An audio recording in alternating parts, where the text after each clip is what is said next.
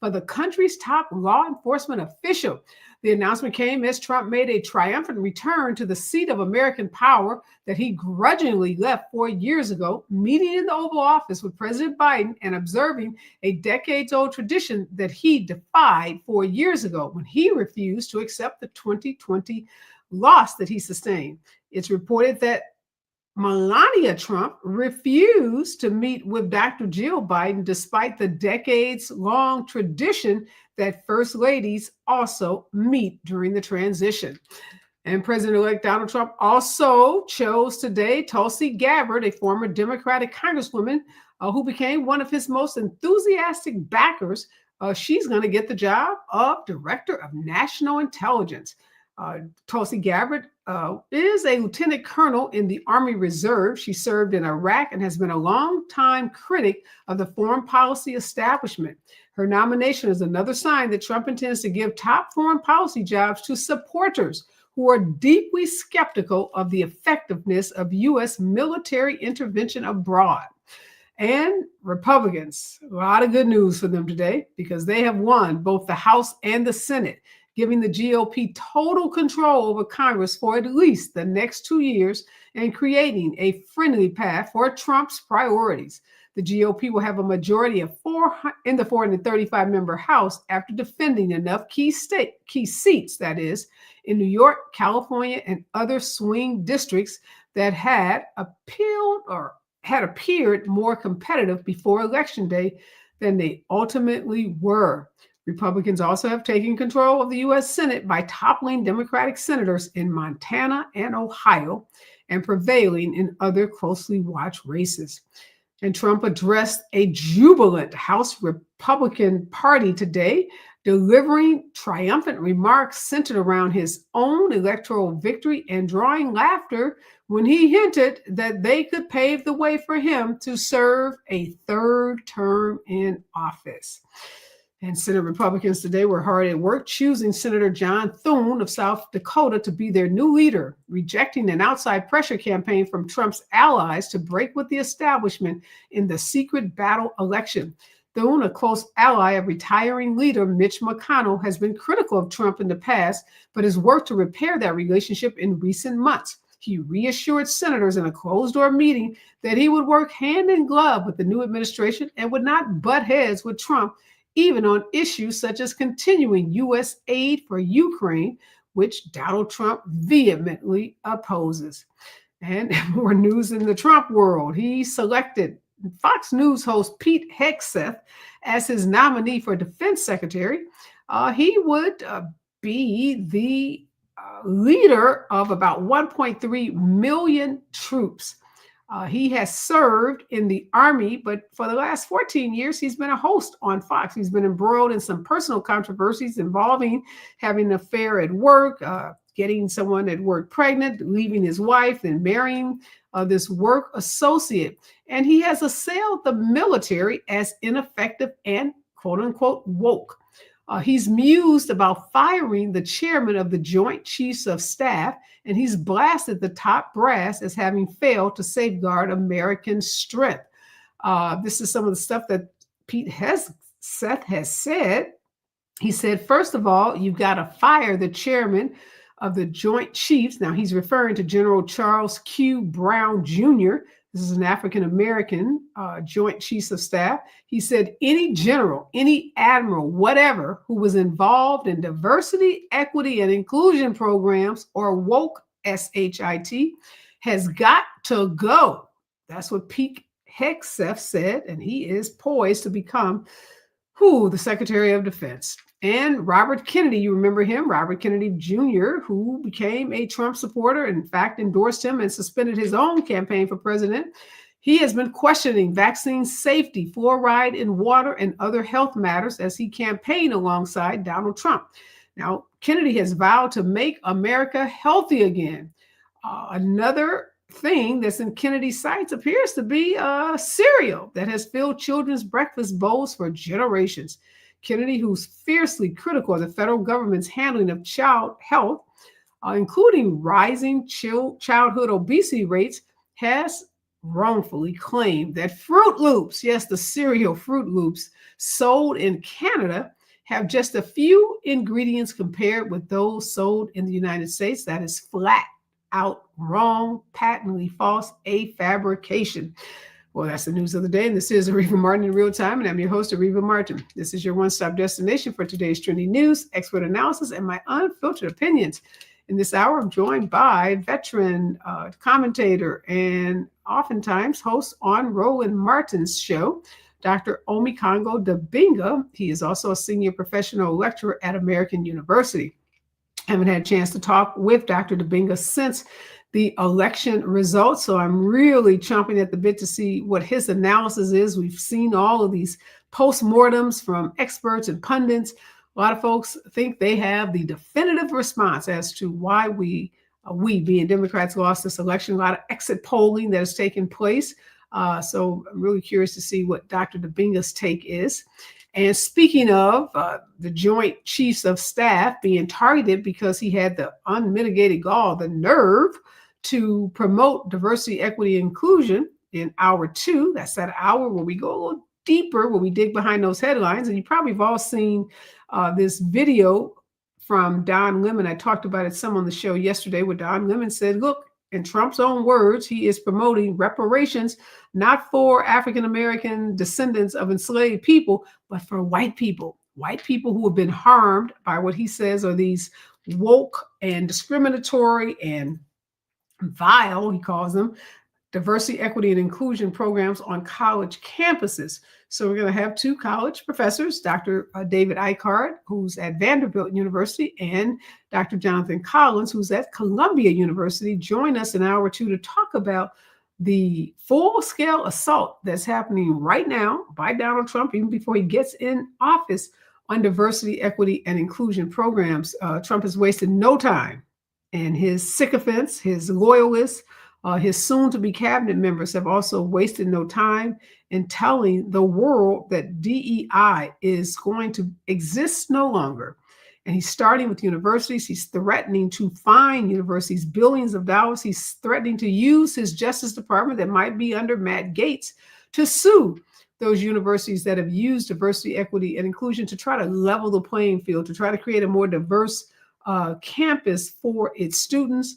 Well, anybody that did not think that Donald Trump was going to do this and even go further, you were sorely mistaken. Donald Trump and the folks that he's appointing, they've been very clear about their disdain, their hatred for equity, inclusion, diversity programs. We saw it during the hearings for those college presidents who were under attack for their handling of protests by students around the Gaza-Israeli war.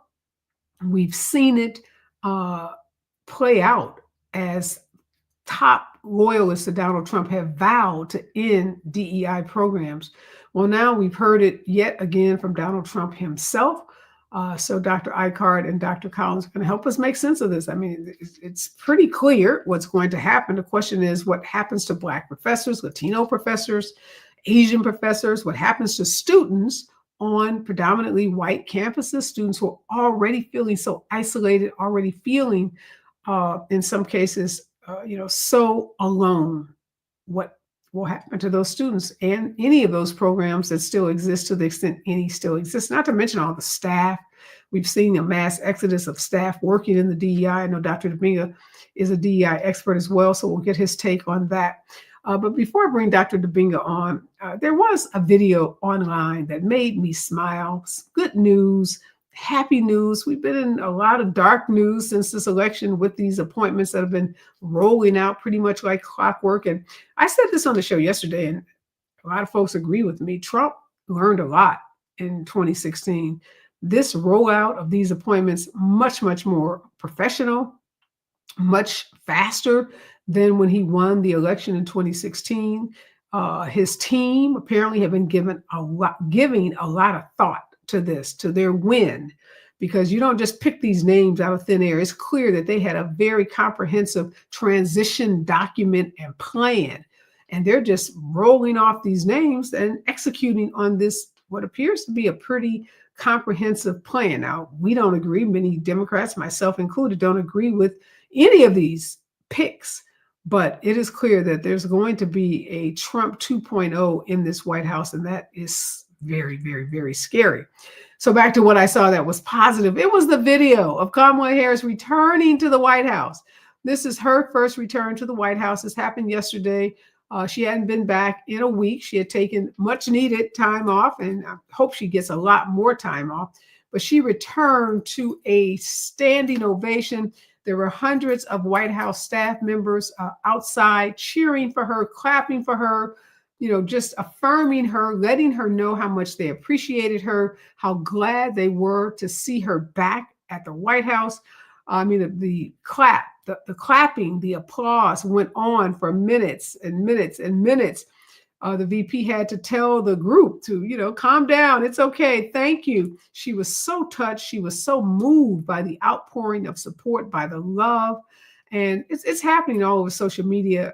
I did my video yesterday. Other folks have posted videos thanking her for the job that she did during those 107 days. People fighting back on all those backstabbers who got knives in her back. So I'm so glad that the White House demonstrated such class in coming outside and clapping for her and showing her that love. And if you live in California, you've probably already seen the LA Times and other articles already talking about a governor. Oh, Governor Kamala Harris. Yes, we have a big gubernatorial race happening in California in March of 2025, I believe. The primary is happening next year. And there are a lot of folks. Robert, check that for me. I don't know if it's 25 or 26, but there's plenty of time for Kamala Harris to jump into that race and perhaps be Governor Kamala Harris. We know that Nixon ran for president, lost, went and became a governor, and came back and won some 8 years later. So it's not unheard of for someone to run for president, to lose, and then to run for a lesser office. And keep in mind, the size of California with our budget, with the 44 million people that live here, this isn't like some consolation prize. If she decided she wanted to be governor of California, the polling shows that she would be a front runner for that. Thank you, Robert. The governor's race is November 2026. So that means there's a whole lot of time. That means all of 25 and all of 26 for her to decide if she wants to do that. Clearly her decision, her choice, but I just appreciate that the state of California is expressing that if she wants to run for governor, we would love to have her talents in the state, helping us fight back against Donald Trump and continuing to be a leader on the national stage. When we come forward, more of today's breaking and trending news with Dr. Omikongo Dabinga. Stay with us, KBLA Talk 1580. You're listening to Areva Martin in real time on KBLA Talk 1580.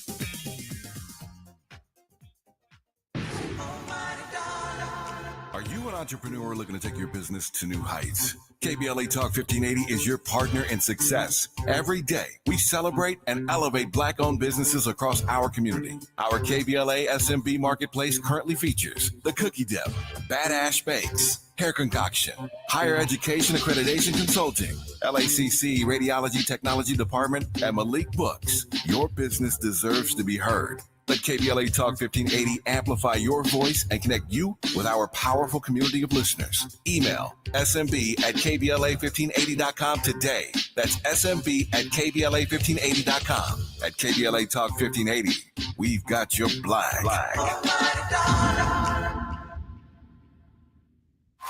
Environmental justice is racial justice. Environmental justice is social justice. This is KBLA Talk 1580.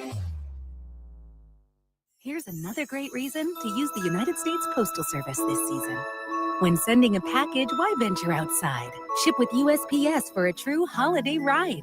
Want to stay cozy and warm? There's no need to roam with free package pickup and labels printed from home. We have over 600,000 employees always in motion. And before you know it, your gift has delivered emotion.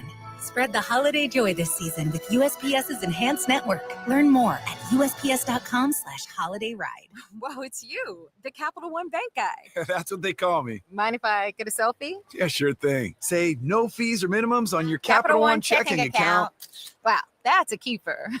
So, where are you heading? I'm off to spread the good news that Capital One helps people keep more money in their wallet with no overdraft fees. Oh, you're the best Capital One bank guy. Hey, mind if I get a selfie? Sure. Say, Capital One, what's in your wallet? Terms apply. See CapitalOne.com/bank for details. Capital One NA, member FDIC. KBLA Talk 1580. We've got a lot to talk about. KBLA Talk 1580 reminds you that we keep us safe. The Live Your Life organization mentors young women, helping them break negative mindsets and see beyond their surroundings. Through career exposure and hands-on training, they're encouraged to think big, stay focused, and make positive choices. Founded by Nikisha Mama Boo Smith, who transformed her life to become a community leader. Live Your Life is changing lives, but they need your help. They're raising funds to keep their new building open and expand their program. Your donations will support food, clothes, hygiene products, and holiday giveaways. Visit liveyourlife32.com. That's LIVEYOLIFE32.com to help today. This is a community call to action from KBLA Talk 15.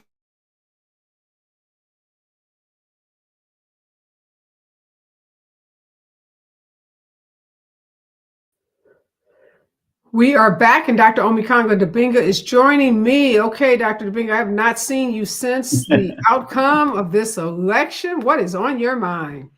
Man, well, America'd, right? It did what it does. It did what it's always done. And what's just really unfortunate is, for so many people who are just so despondent. This is like, for people like my daughter, this was her first election. I had to console college students for 3 days straight in terms of university, because, the whole thing about what to do, and we've been here before. But Dr. Maya Angelou is just playing in our head. When America shows you who it is, believe them. And what's so problematic, I mean, there's so many problematic things, you just pick one, right? But it's just seeing the outright denial of what happened. The fact that this man ran on whiteness and white manhood, but yet Kamala Harris is blamed for running on identity politics.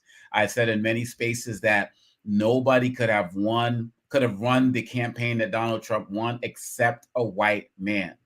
Mark Robinson tried it in North Carolina, gone. Carrie Lake tried it in Arizona, gone. The idea of the twin parents of America, which is the same-sex marriage, the parentage of 2 men, of racism and misogyny, right? They came together and attacked this woman.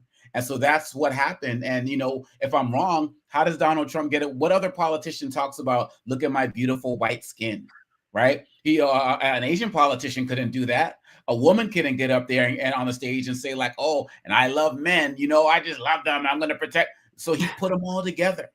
And as I saw former Senator Claire McCaskill said, Donald Trump knows America better than most of us do. Not us here, but most of us in this country. And so I'm hoping that, and I think also this is a backlash to the quote unquote 2020 summer racial reckoning with George Floyd. America always has a backlash and diversity fatigue. As Dr. King said, people believe in freedom for us on an installment plan. And we see that people just like, okay, we've done enough. And that's why you saw so many, white folks breaking for Trump. There's racial issues between the Black and Latino community, which is why you saw Latino men breaking for Trump. And lastly, I would just say, Black men and Latino men are not the same. We did not break 55% for Trump. We were as expected, we were number 2 behind Black women. So this idea that Black and Latino men broke for Trump, it just shows how disrespectful people are to what we actually believe in, who we are, and what we do. That's why they just throw out terms like woke and say, oh, the woke mob lost, and and DEI lost, not understanding that DEI for us. I was listening to Joe Scarborough. I'm sorry. I was listening to Joe Scarborough on MSNBC, and he was talking about how he was so happy that this PBS documentary on autism is coming out because he has a son who has Asperger's, and he was talking about that experience. And then I'm like, well, DEI inclusion is about that. Right? Do you think that, Trump and them are going to have an agenda that includes them? But I'm seeing these guys saying, oh, we're too DEI, we're too woke, and so on and so forth, using terms they don't understand to condemn us. Well, all we're doing is fighting for equality for everybody. But America didn't want it this time around. Yeah, it's really interesting because I've had a couple of interviews since the election, and I did commentary the night of the election, and the the way that the questions are asked, and you probably saw that Eddie Glaude and Stephanie Rule on MSNBC, Yes. that exchange. The way questions are asked, as they want to focus, and this happened to me last night, as what are the Democrats going to do about messaging? And I had to push back. So, well, first of all, we can get to messaging, but we got a much bigger problem here. Mm-hmm. And it wasn't the messaging. There was nothing wrong with the messaging. We talked about the economy. We talked about immigration. We talked about all the issues. But what we don't want to talk about is the issue of race. And whenever we get to that issue, people, they have these convenient ways of talking about everything, deflecting from that, and then having these plausible reasons why the election went the way that it did, like poor messaging, right? Not enough conversations about the economy. I heard somebody say she should have gone on Joe Rogan. So there are all these reasons. And then I had to push back yesterday too on this notion that, as you just said, the Black and Latino men. I says, why are we always focus on these voters on the margin, and the real issue here with white women and white men? That's right. Like, nobody wants to talk about, and I don't know, I've been TV off for me for the whole week. So you let me know if you've seen anybody talk in any substantive way about how white women broke for Donald Trump. Nope. Not in significant numbers, not in significant conversations. What I because I've still been watching the news, Areva, and what we saw with the Eddie Glaude video, it's happening again and again and again. People will say something to the effect of, yeah, and at some point we do need to talk about the racism and the sexism, but people just couldn't afford eggs right now. And yeah, I'm not excusing what they said, but people just want to be able to take their kids to Disney one day. And so this is what Dr. King meant in his letter from a Birmingham jail when he basically said that white liberals can be a bigger problem than the white racists we are fighting, because they always want to have a permission structure. They always want to excuse things away. They always want to point away from things that might have them be pointed right back to themselves. And that's another way that Trump gets over. Because if white liberals don't want to take responsibility for it, and we know damn sure the white conservatives ain't going to take responsibility for it, then he can keep getting away. I think Stephanie Rule said in that interview something to the effect of, oh, some of these guys probably didn't see the rally at Madison Square Garden. Are you serious? Like, that was for them and their devices, whatever. That's prime time for them. So what if they didn't? Exactly. They got to see every rally to know exactly it's racist and it's misogynistic. How many times do you need to hear him say and do what he has done? He has a history of it. Yep. And this idea of he's authentic and all of this other type of stuff, fine. Authentic, yes. Authentically racist. Just add the rest of it. Authentically misogynist. And it's like I saw Eddie Glaude say in another interview. He said, the problems that we have in America are not only problems that exist in America. What's unique about us is our inability to acknowledge them. After the Civil War, slave masters got reparations. And even Trump's talking about reparations now. Civil rights movement, people got excused from their behavior and they never go away. We're about to have a whole bunch of insurrectionists who are about to be pardoned again. So we never want to confront that. And our ability to point at everything else is why we are here today and why we're about to see this country have to lose another probably 30, 40 years as it relates to the Supreme Court, as it relates to making real change in this country. But unfortunately, too many of us are used to it. Yeah, the economy argument, and when you unpack that, and I say to people, let's talk about the economy. Let's talk about the lowest job rates, that we've seen forever, the lowest Black unemployment rate. Let's talk about all the growth in the stock market. People with, stocks, their portfolios are, performing out the roof, just this massive growth in the economy, inflation coming down, leveling off, and the issue being price gouging. I said Kamala Harris confronted the issue. That's right. It's not the inflation, it's price gouging. Because if it's just inflation, Donald Trump can't do anything about inflation. So when people say they're tired of their eggs being too high, what is Donald Trump going to do for the price of eggs? If he doesn't address the price gouging, which she was the only one out there talking about addressing the price gouging. So when you start to push back on the economy argument and really show folks the facts, then they revert to something else. They say, well, it's immigration. So you just jump all around to avoid the real issue of white supremacy. And then I had someone say to me, well, Latinos. I said, well, wait a minute. First of all, white supremacy is, something that can be adhered to, embraced by non-white people. So it doesn't, you don't have to be white to embrace white supremacy. We all have been inundated with white supremacy narratives all our lives. The narrative that white people are better is told to all of us from day one. So don't tell me just because they're Latino that somehow white supremacy doesn't apply. So that's I know you're a professor, so you deal with a lot of smart kids. You know, as many people in the Latino community, you know, they're next in line to be white. We have a whole category now, Hispanic white, right? And so we know a lot of Hispanic and people from the community who are activists, who fight with us, who ride with us.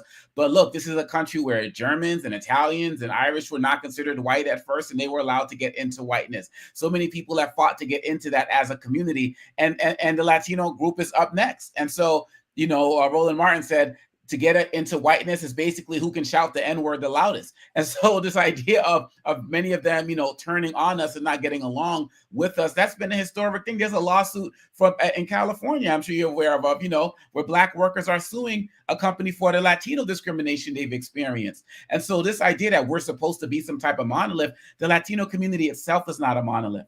So to just put them in one category, then group us together and not even understand the male dynamics as it relates to what Trump was running on. It just shows, again, people, these pundits, they don't know us, and they don't care to know us, Areva. So all they do is just say woke needs to go broke. I saw somebody else say, Elise Jordan, for the Democrats to win again, the whole progressive movement needs to die. Like, they don't want it. You know, James Carville, why are people still even talking to him? Like, they pull out their same guys who don't want to take responsibility for the truth of America, because ultimately all of those pundits, they're not going to directly suffer from what's about to happen. Many of them don't have families who might be undocumented. Yeah, hold that thought, Dr. Dabiga, because that's such an important point about who is going to bear the brunt of a Trump administration. And the reality is many of the Latino, poor whites in rural America that voted for him. When we come forward, more on KBLA Talk 1580. Stay with us. Right time. More of Areva Martin in real time when we come forward. I'm Amber Payton with 4 things you should know from BIN News. Following a meeting with President Biden, President-elect Trump's transition is in full swing. It was a substantive meeting, an exchange of views. They discussed important national security and domestic policy issues facing the nation and the world. Speaking at a White House briefing, Black Press Secretary Karine Jean-Pierre said the leaders covered a significant amount in the meeting, including national security and domestic policy issues. The Minneapolis Police Department has announced it's partnering with the NAACP in an initiative to address neighborhood disputes before they can escalate. NBC News is projecting Republicans will keep control of the House. Republicans also control the Senate, making it easier for President-elect Trump to push forward his agenda. And a civil rights leader is being honored at Montgomery, Alabama's Legacy Plaza. The Equal Justice Initiative unveiled a statue of John Lewis. Get BIN News on demand 24/7 at BINnews.com. Back in Mid-City, a 55-minute traffic jam from 20th Street still runs heavy as an accident still blocks the center lane of the 10 East at Western Avenue. Anaheim's accident on the 57 North before Lincoln Avenue remains on the right shoulder, with a 10 to 15-minute backup running heavy from Orangewood Avenue. Also, accidents being cleared fully on the 57 North at the 60 through Diamond Bar. In Long Beach, accident has also cleared from the 405 North after Studebaker Road. Slight delay runs heavy from Bolsa Chica Road, Valley View in recovery. Hi, I'm Kyle at Blindster.com. I started Blindster in 2010 in my garage after I overpaid for new blinds. I researched the industry, hired my mom, and 14 years later, we're one of the largest retailers of custom blinds in the U.S. Don't pay too much for new blinds. Go to Blindster.com. This is the KBLA Sports Minute with Ray Richardson. The second guessing aimed at the Lakers for drafting Bronny James is about to surface again. For some reason, the Lakers are limiting Bronny's G League participation to home games only. A decision was made to let Bronny play in the South Bay Lakers' 24 home games, but not the team's 26 games on the road. This means Bronny will not be playing in Friday's game at the Santa Cruz Warriors. The main reason Bronny was assigned to the Lakers G League affiliate was to give him more playing time so he can develop and gain experience. Limiting Bronny to just the South Bay home games defeats the purpose and raises more questions about special treatment for Bronny. Bronny's NBA skill level is still somewhat unknown. He needs to take advantage of every playing opportunity he can get in the G League. Somebody is not paying attention to reality. No debates, no speculation, just the info you need. That's your KBLA Sports Minute. I'm Ray Richardson. More news, opinions, and conversation when we come forward on KBLA Talk 1580.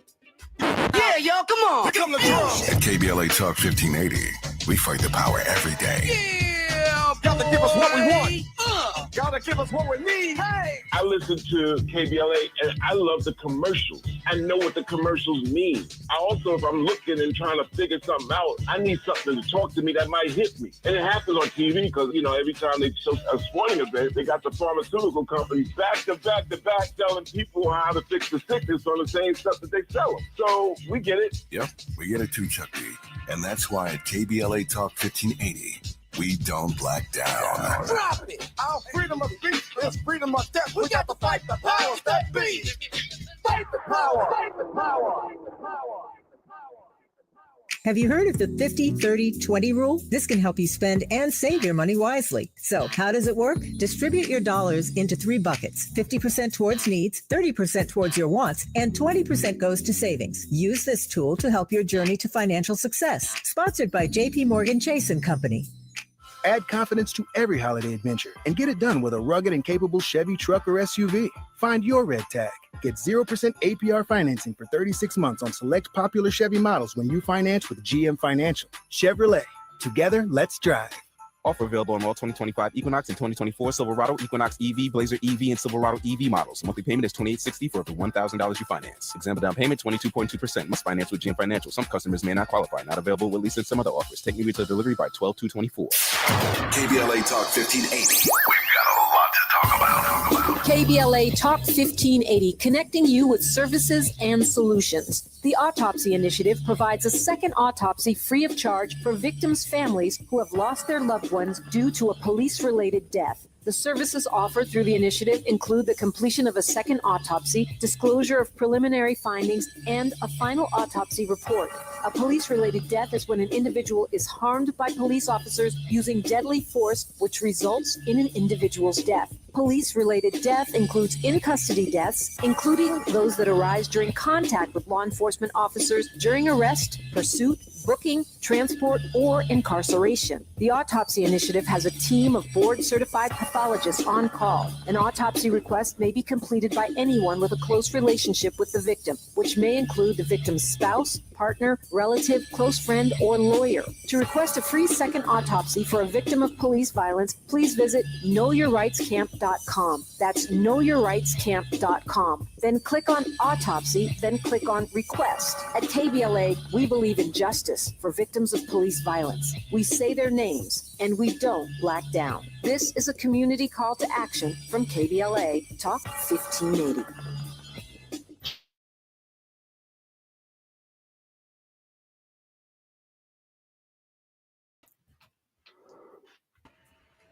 We are back with Dr. Omikongo Dibinga. He is a senior professional lecturer at American University, is also the author of a really important book, I think, a book that's needed now more than ever. It's called Lies About Black People, How to Combat Racist Stereotypes and Why It Matters. Dr. Dibinga, we're talking about people who voted for Donald Trump, who arguably were voting against their own best interests. There's been a lot of articles written about women. We know that 45% of all women voted for Donald Trump, and that number is over 50% for white women. And it begs the question, some folks said that Democrats focus too much on the abortion issue or enshrining abortion rights. We saw some states like Missouri and other states vote to enshrine abortion rights in their constitution, but yet voted for Donald Trump. So women clearly were all over the place, although white women were clearly in Donald Trump's camp. But talk more about not just white women, but others who are going to suffer the most from Donald Trump's policies, including those black and brown men walking around saying they had more money in their pocket when Donald Trump was in office. One of the things the Trump campaign did was they were very efficient at turning individuals into single issue voters. They would put a particular issue in front of them and say, this is all you need to care about. So football folks, you need to just care about this trans ad. In Michigan and some of the Muslim population areas, they were running ads saying that, Kamala was pro-Israel. And then in Jewish communities, they were running ads saying Kamala's anti-Israel. Like they were just targeting people with what they wanted to hear. So I saw one story of an immigrant family who came here illegally in the 80s and got amnesty under Reagan. And they were like, Trump needs to have this banned because it's just these criminals coming in. So he worked on getting people to go against their own interests. So people are about to see, Areva, the number one Google search for the last couple of days was after the election, I should say, was how to change my vote, because people were already having buyer's remorse. So in many of our communities right now, where we were mad. Wait a minute. I didn't see that. I saw the article that said a lot of wealthy people are looking at relocating out of the country. But you mean to tell me people were Googling how to change my vote? How to change my vote. And I think one of the other top ones was, what is a tariff? So it's like, yo. So look, in our communities where people were mad. I'm not laughing, folks. So this is sad, because this is what I was going to ask you before about. You're on a college campus with a lot of bright people, but it's a lot of people who just don't even have a clue about so many of these things. It's really sad. So people are going to start seeing that they're not going to be getting their bonuses. That's already started to happen because these companies are preparing for what's going to happen with inflation. In some of these communities where people were mad that they were having these community centers and facilities to help new undocumented people or documented people as well who are going through the process, be relocated. Right now, you know what stock is soaring right now, Areva? Private prison stocks, because Trump is working with them to build prisons in those same communities where people were being housed to get assistance from the government. So they're going to see their rise. In the rural communities, remember what happened? And this is the other thing, Areva, we already saw this under Trump. Remember what happened with the farmers in 2016?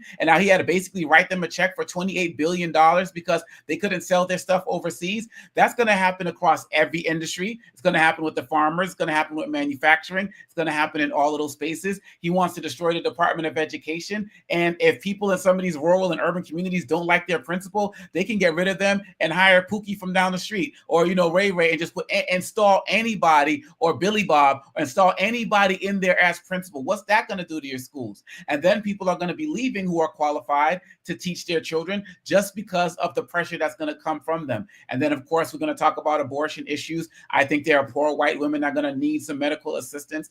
We've already seen those stories. So at every juncture, there is no area that these people who voted against their own interests are going to do better in. And as Lyndon B. Johnson said, give people to look down on that they'll empty their pockets for you. He was talking about poor white people at the time, but we have seen it's the case with everybody. And those Latino folks who think they're not going to get swiped up, who might be legal citizens in this raid, or born American folks, think you're not going to get swiped up in this raid, go to see what happened in the 1950s and think that's not going to happen to you. And when it happens, we try to tell you. Yeah, let's give a little education, Dr. Domingo, on tariffs. One of the stories I saw today is said if there is a tariff on China, and tariff is essentially a tax.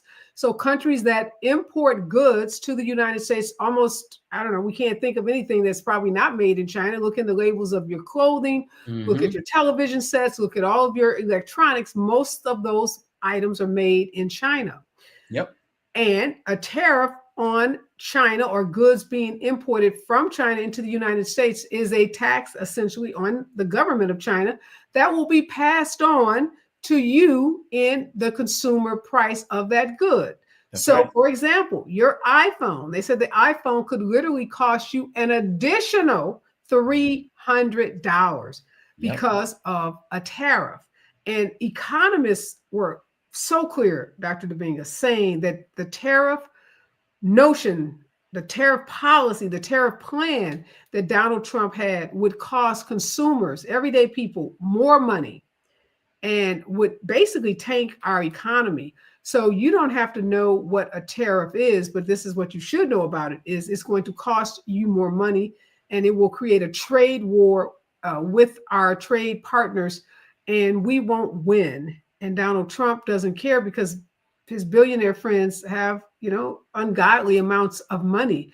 But everyday people worried about the price of eggs. Now, literally, eggs could be $12 a dozen. So That's right. It's just unfortunate that people are Googling that now. The other thing that I saw talk about buyer's remorse some of these leaders in Michigan, Dearborn, Michigan, some of these uncommitted voters who were holding out their vote because of their anger at the Biden-Harris handling of Gaza. And Kamala Harris and surrogates tried to talk to these folks saying, look, Harris is going to have a different stance on Israel than Joe Biden had. She is going to push for more humanitarian aid. She's going to push for a ceasefire. She's going to push for a two-state solution. Not that Biden hadn't done that, but she was going to take a different approach, a different tone. And many of them said it wasn't enough. They wanted her as the vice president somehow to cause the president to change his policies, 3 months out. And literally some of these people, Dr. Debinga, are begging now Joe Biden in 60 days to take some kind of executive action on Israel. And you're really sitting there scratching your head like, are you insane? My goodness. What can Joe Biden do in 60 days to impact a war that he has not been able to impact in over a year? Wow. Because they're fearful of Elise Stefanik, of Mike Huckabee, and of Donald Trump's close relationship with Netanyahu and these hardline pro-Israeli leaders that he's putting in place, that they are going to give Netanyahu a blank check. Because he told us he was. Yep. So now when Joe Biden is packing his clothes, literally, he's packing up to leave, to go retire, be with his grandchildren. You want him to do some kind of Hail Mary pass. All it could be is an executive order, right? Yeah. And look at Pete, the first day and rip up. It can't be anything of substance. Right. And look at Pete Hegseth, the Secretary of Defense, who basically sees the army I think his words or someone attributed to him as the sword of Christ, who said Muslims are having too many babies, so Hegseth says he's going to fire the Black Joint Chiefs of Staff, General Charles Q. Brown Jr., because he says any general and any admiral who was involved in diversity, equity, and inclusion or woke SHIT has got to go. Yep. And they're just going to turn Gaza into Pete the anchor. Let's be clear. Pete the adulterous anchor who cheats on his wife, has a baby with his coworker, who has been on TV for 14 years. His only qualification is that he served in the Army and he criticized Democratic policies, foreign policies, and he praised Donald Trump. So now he's over 1.3 million troops. Let's talk about real quickly some of these other Matt Gaetz. Some of these make me sad, Dr. Debinga. As a civil rights lawyer, Matt Gaetz in charge of our Justice Department. Yep. It's disgusting. It is disgusting. And there are going to be more people with criminal backgrounds or criminal accusations, people who the Justice Department targeted, who just don't care. And people just think that it's just these special investigations like the documents cases and all of that. But there are so many things that they deal with: child sex trafficking. There we go with that, right? Drug issues, gang issues. There's so many things that civil rights issues that the Justice Department is doing on a regular basis. And some of the people like Kristen Clark were going after, those are going to be the people that the Justice Department is going to be defending, and they're going to be coming after us and people like Letitia James and the like. This guy made a mockery of the Justice Department. He's about to make a mockery of every single agency. Kristi Noem, seriously, Homeland Security.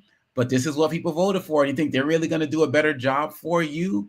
But outside of Marco Rubio, who has real qualifications, but everyone else, a lot of these white folks don't have the skill sets, but they got whiteness going for them. And the problem with Marco Rubio, qualification.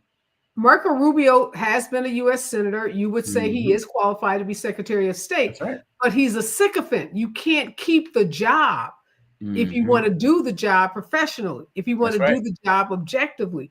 You can't keep it under Donald Trump. And he made that very clear, that he says he made a mistake the first time around. He went for the quote unquote professional leaders, cabinet leaders, traditional Republicans. He said, no more.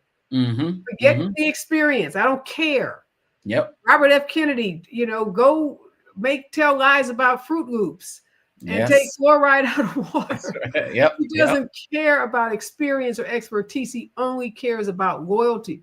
When we come forward, we got to talk about some of these other appointments. Tulsi Gabbard, Elon Musk, and Vivek Ramaswamy. We thought we had seen the last of him, but not so quickly. He is going to be in a position. Some folks were making the most ridiculous argument that because Vivek Ramaswamy and Elon Musk were not getting appointed to positions that needed Senate confirmation, that somehow that made them less dangerous. I think that makes them more dangerous. Absolutely. More when we come back of today's breaking and trending news. When we come forward, that is, right here on KBLA Talk 1580. Stay with us. Listening to Areva Martin in real time on KBLA Talk 1580. Are you ready to level up your education? Free and easy access to the internet and Wi-Fi gives you the tools you need to excel in your studies. Stay connected with teachers, collaborate on group projects, and access valuable online resources to graduate with confidence. From research and online classes to staying ahead in your academic journey, the internet is your key to success. Find your connection at libraries, parks, and community centers. To learn more about how LA County is connecting our communities, visit lacountyandU.com. That's lacountyandU.com. If you're an adult in need of accredited high school diploma, the Los Angeles Public Library can help. You can earn one for free in as few as 5 months online with 24/7 access. You also get a personal academic coach plus special training focused on 9 in-demand industries, as well as a resume and cover letter to advance your career. Visit the website at lapl.org/diploma. That's lapl.org/diploma. Hello, LA. Metro is your partner for thriving communities and sustainable travel. We're dedicated to providing better transit for everyone. When you go Metro, you're more connected to jobs, healthcare, school, and loved ones. It's the way of the future. Start your journey at metro.net.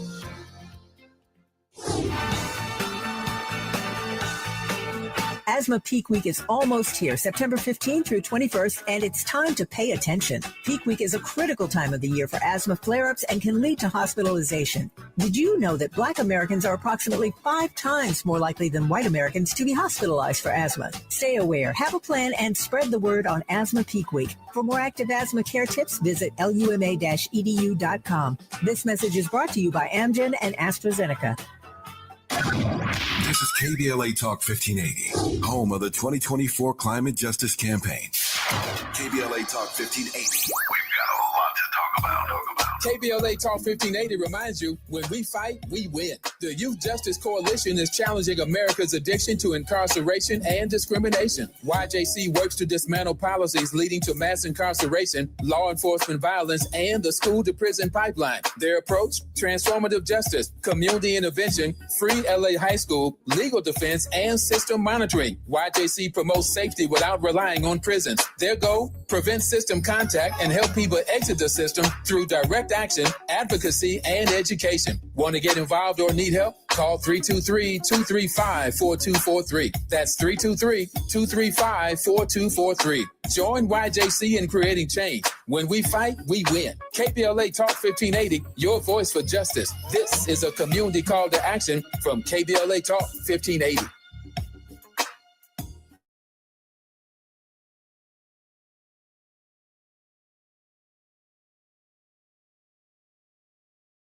We are back. Dr. Debinga, I read an article today that said Elon Musk may be overstaying his welcome at Mar-a-Lago and that he's thinking he's co-president. Well, you know, sometimes when you write the big check, you think you have all the power. And apparently, not apparently, but we know he wrote some pretty big checks for Donald Trump. So is that billionaire saying to Trump, look, dude, we're in this together. Yeah. What happens when the bromance ends? I'm gonna be here with my popcorn to see it. I mean, this is a guy who's basically the Henry Ford of our time in terms of inventor and also got a lot of racism and all of this stuff in his heart and in his mind. I think that Trump can't stand, as we all know, having anyone else get more attention than him. And as the media puts more spotlight on him, I absolutely feel like it's going to disintegrate. And Elon Musk is trying to get as much as possible, as quickly as possible before it does erupt, period, bottom line. And the fact that he's on these calls with Putin, and he was having calls with Putin beforehand, one of the things that have really bothered me about this whole process with Elon Musk and all of these guys, it has shown me that how at the top level, so many of these laws just don't exist. Like, what about the Logan Act, that said you're not supposed to be having conversations with a foreign power if you're not in office? Trump was doing that the whole time. Elon Musk has been doing that the whole time. No charges, no penalties. And now they're just doing this, out in the open right now. Elon Musk, who worked in this country illegally, people have no conversations about that, right? Is working against quote unquote illegal immigration and is working to destroy this country. I don't think they're going to last long, and it's going to be very interesting to see what happens. Look, the Republicans got the House again, but they didn't do a damn thing with it last time. So, because these guys have so much infighting, but there are more Trumpers in there. But I still think these personalities, John Thune winning over Scott, to lead the Senate, there's going to be some personality clashes, which means a lot's just going to not get done. I don't see those two lasting pretty long together. Well, we know Elon Musk and Vivek Ramaswamy, they've been charged with eliminating waste and fraud in the federal government. We've seen that, playbook before, where someone's going to come in and cut, 1/3 of the federal budget by just getting rid of inefficiencies and waste. And we know what that really means is you're going to cut those departments that provide a safety net for so many Americans, again, rural Americans in urban areas. Right. So again, people voting for someone like Elon Musk, who has a horrible track record with his own employees being in charge of, quote unquote, finding efficiencies in the government. And you also have unions who are going to be severely impacted by this. But we saw predominantly white union members breaking with sometimes their leadership to vote for Donald Trump. And we know Donald Trump is going to deregulate everything. And he's going to make it harder for unions to even unionize, so to have members join a union. So union members are going to suffer, as they should, because they voted for him. So it's really hard to have any empathy for the groups. They're folks, I hate to say this, they're going to be folks like me and you and those of a lot of my listeners, I think the majority of them, who will do okay. We're not going to have to move to another country because Donald Trump is president. We're going to suffer. But there are people who literally, their jobs are on the line. Their housing is on the line. Their safety. Talk about the Justice Department. Dr. DeVinga, I was blue in the face on my 7-state battleground tour to African Americans and Latinos about the importance of the Justice Department. And I said, you cannot be out there voting. Not voting, but marching with Black Lives Matter, not understand the importance of a Kristen Clark and a Justice Department under a Democratic president. When you are voting for a Republican president, you are voting to give police pretty much the same kind of immunity that Donald Trump has to shoot and to use violence in our communities without accountability or any repercussions. We are turning back over to rogue police officers. And sometimes it's not as direct as that, but it is the chilling effect. And, that's something we talk a whole lot about in law. The law may not apply to you, but because you don't know if it applies to you and you don't want to necessarily find out, you may not engage in certain behavior. So a lot of corporations may not be impacted by Donald Trump evisceration of DEI at the federal level, but they may be sitting around a boardroom and saying, well, Donald Trump is getting rid of DEI at the federal government level. We might as well get rid of it here because we don't want to be on the wrong side of Donald Trump. So there are chilling effects with policies that are going to be as potent and as powerful as Donald Trump saying to that corporation, you have to do away with DEI. And I think people, again, not paying attention to that.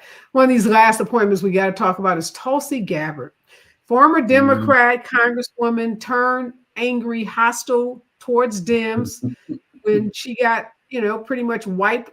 She was wiped up or on the floor. Kamala Harris wiped her on the floor when she ran for president. So she takes her marbles and goes home and becomes a Republican. Now she's going to be director of national intelligence.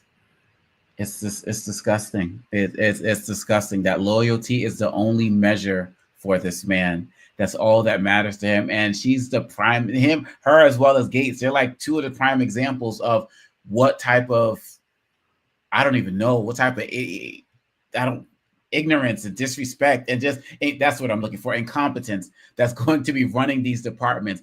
And there are so many people whose lives are going to depend on these individuals, to hire and firepower, to launch investigations, to do all of these things. And look, we got the World Cup and what else we got? One of the other big events, the Olympics, coming in 2026 and right here in California. Right. And we're going to trust Gabbard with intelligence. We're going to trust Kristi Noem with Homeland Security. Like, these people are incompetent at best, and I'm really scared. We've had all these issues going on, and I'm knocking on wood. One thing we haven't had is an Islamic terrorist attack of any sort, because we're killing each other from within. We're destroying each other from within. But with people dropping their guard like this right now, anything can happen. Remember, Areva, one of the reasons that 9/11 happened was because the memorandum of understanding wasn't signed between the Bush administration because of Bush v. Gore. So much stuff was caught up. They said a lot of the intelligence that could have been passed on to the Bush administration didn't happen during that time that could have helped prevent 9/11. Trump hasn't signed that as well. And now he's appointing people who have no interest in actually respecting the federal government as well. So there's a lot of dangerous things that could be happening during this time. And we unfortunately are not going to have the leadership to help deal with it because they don't care. I really wish people would have thought of that beforehand so that they didn't have to go and Google, how do I change my vote.com, because it doesn't exist. Your vote is irrevocable. There's no way to change it. We will get midterms in 2 years, and we can reverse what happened in the House, which we know is important. But America, we have to stop saying, Dr. Domingo, that this isn't the America we know. This is exactly the America that we know, and for many, that the America that a lot of folks love. It's a full embrace of Donald Trump and all of his policies and all of his sycophants and all of the incompetent people that he has already identified and will continue to identify over the next couple of weeks as he goes into his administration. And we're already seeing a lot of folks kissing the ring, people who were full-on Kamala Harris supporters who now are trying to position themselves to make sure they are financially protected under a Donald Trump administration, self-interested, and moving to support Donald Trump.